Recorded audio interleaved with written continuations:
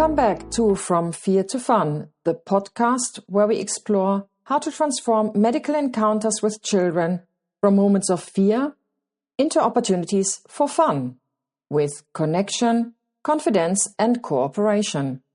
I'm so glad that you are here.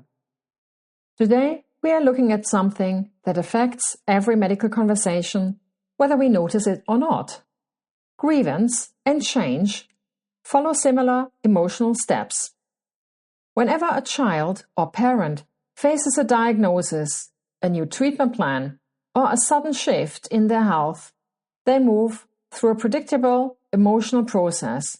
And when we understand that process, we can guide them with far more empathy, patience, and clarity. Step number 1: shock and denial. This can't be happening. When life hits hard, the first instinct is to avoid the pain. Thoughts might be, I don't want to talk about it. Maybe it's nothing. Let's pretend this isn't real. Adults do it. Children do it even more, because they don't separate their sense of self from the disease. Illness feels like guilt, failure, or personal flaw. Shock and denial are not resistance, they are self-protection. And until the child or parent begins to peek at the reality, the conversation cannot move forward. Step 2: anger. Why me? Anger is also a form of self-defense. This phase is full of backwards-looking questions.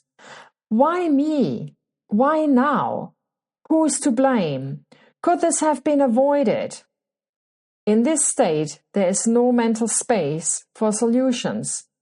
The child and parent are wrestling with the gap between the world they expected and the world they now face. As clinicians, we often wish we could rush past this phase, but we don't control the pace. They do. Only when they begin to explore the new reality can we move forward. Step 3: bargaining. Isn't there another way? Bargaining is an attempt to escape reality. Children and parents may look for quick fixes, cling to unrealistic expectation. They might pressure the clinician to solve it without their involvement. Or they might hope to be passive recipients rather than partners in care. The conversation may loop in circles because the severity of the situation hasn't fully sunk in. This is not stubbornness.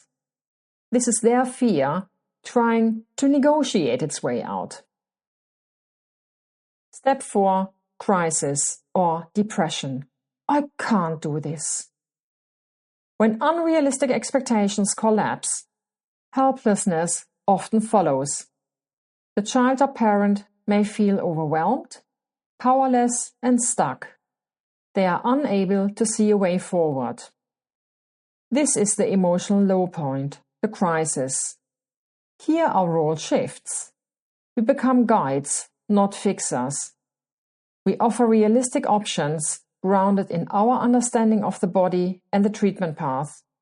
We help them see that while they cannot control everything, they are not without agency. And finally, step 5: acceptance. Okay, what now? Acceptance is not approval. It is acknowledgement. In the moment when the child and parents say, this is the situation, now let's figure out what to do.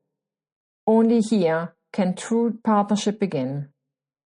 Now the medical specialist can offer guidance that will be heard. Now the treatment plan becomes their plan, not something imposed on them.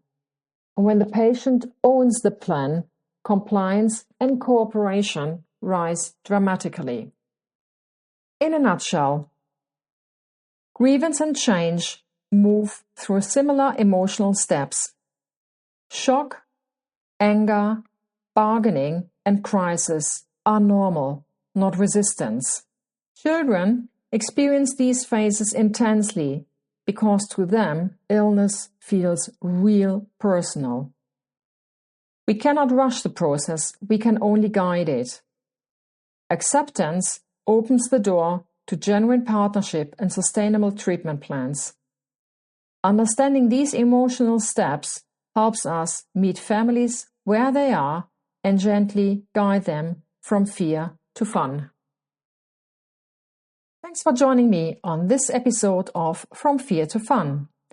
In our next episode, we will have a close look at different styles on language we can apply to shift not only the tone, but the power in the room from ourselves as a professional towards the pediatric patient and their parent. Until then, keep noticing, keep wondering, and keep moving from fear to fun.